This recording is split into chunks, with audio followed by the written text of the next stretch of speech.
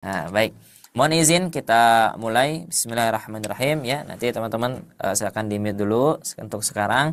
Nanti kalau sudah saya informasikan bisa kita interaksi ya. Baik. Bismillahirrahmanirrahim. Untuk materi pertama yang ingin Ana sampaikan di pertemuan kita kali ini adalah mengenai tentang hukum ikhfa hakiki. Ya, hukum ikhfa hakiki. Perlu kita ketahui bahwa di dalam ilmu tajwid, ilmu Al-Quran itu banyak. Ketika kita berbicara tentang ilmu Al-Quran, banyak sekali, luas sekali. Dan salah satunya adalah ilmu tajwid. Dan di ilmu tajwid ini kita akan berbicara tentang 4 hal.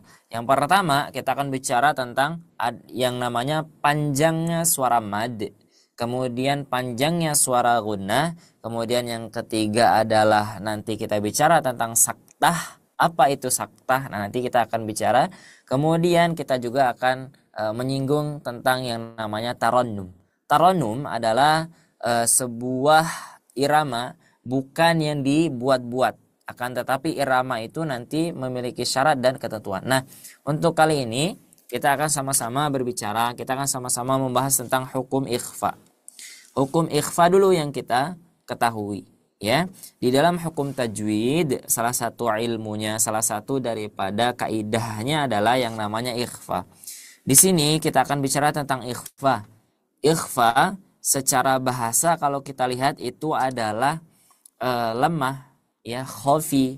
Maka ketika nanti kita praktek membaca ikhfa, maka ada satu huruf yang akan dilemahkan. Nah, ketika huruf itu dilemahkan, kemudian muncullah suara-suara yang samar. Suara-suara yang samar. Nah, sekarang kita akan bicara tentang hukum ikhfa hakiki. Nah, hukum ikhfa hakiki itu sendiri nanti terjadi sebabnya apa? Setiap hukum di dalam tajwid ada yang namanya sebabnya. Ya, ada yang namanya sebab seperti itu. Maka ketika sebab itu muncul, maka terjadilah kaidahnya. Salah satu kaidahnya adalah hukum ikhfa hakiki. Kenapa dinamakan hakiki? Karena ketika ikhfa itu diucapkan, 15 huruf yang akan kita sampaikan ini adalah seperti itulah, ya, yang para ulama sampaikan kepada kita, ya, ulama sampaikan kepada kita. Nah, sebabnya apa?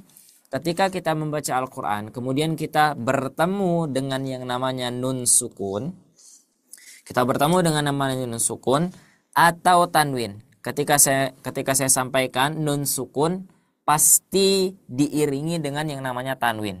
Diiringi dengan yang namanya tanwin. Karena apa? Tanwin itu adalah suara daripada akhir suara nun. Contoh, ketika saya memberikan fathah, kemudian saya kasih garisnya 2, maka akhirnya akan ada suara nunnya. Huruf apapun itu. Saya berikan contoh misalkan huruf hamzah. Saya kasih garis 2, maka bunyinya akan an. Di ujungnya ada suara n. Itu adalah makhraj daripada huruf nun, ya. Nah, huruf nun adalah huruf-huruf gunnah. Nah, maka dari itu ketika mengucapkan ikhfa, maka suaranya akan suara gunnah. Dan ikhfa adalah bagian daripada gunnah. Mungkin tingkatannya berbeda, tidak sekuat yang sudah dipelajari, mungkin yang kita kenal, yang mungkin kita sudah pernah membahas seperti itu, ya. Mungkin kita juga pernah mendengar seperti itu, ada yang namanya gunnah musyaddadah, ya. Nah, maka ikhfa ini tidak sekuat gunnah musyaddadah, ya. Karena gunnah musyaddadah itu adalah terjadinya persis satu huruf nun, satu huruf mim, kemudian diberikan tasydid. Sementara ketika kita bicara tentang ikhfa, maka di sini ada 2 huruf. Yang pertama huruf nun sukun atau huruf-huruf lain tetapi harokatnya tanwin. Kemudian setelah itu bertemu dengan 15 huruf. Nah, apa saja 15 huruf itu? Kita lihat. Sebelum itu kita perhatikan dulu apa yang disampaikan oleh seorang ulama, seorang imam besar yang sampai saat ini ilmunya masih banyak digunakan di seluruh dunia, ya. Seorang imam yang bernama Imam Sulaiman Al-Jamzuri rahimahullah ta'ala, nafa'anallahu bi'ulumihi wa bi'ulumikum wa bi'ulumis sairina salihina fid darain amin. Beliau mengatakan fi khamsatin min ba'di asyri ramzuha fi kilmi hadzal baiti qad dhammantuha. Di 15 huruf yang adanya di kalimat-kalimat bait ini yang telah aku susun. Setelah Imam Sulaiman Al-Jamzuri menyampaikan bahwa ada hukum yang namanya ikhfa, kemudian beliau menyampaikan bahwa aku sudah menyusun ya 15 huruf sebagai huruf-huruf yang akan menjadikan sebab huruf nun itu dibaca samar. Apa saja?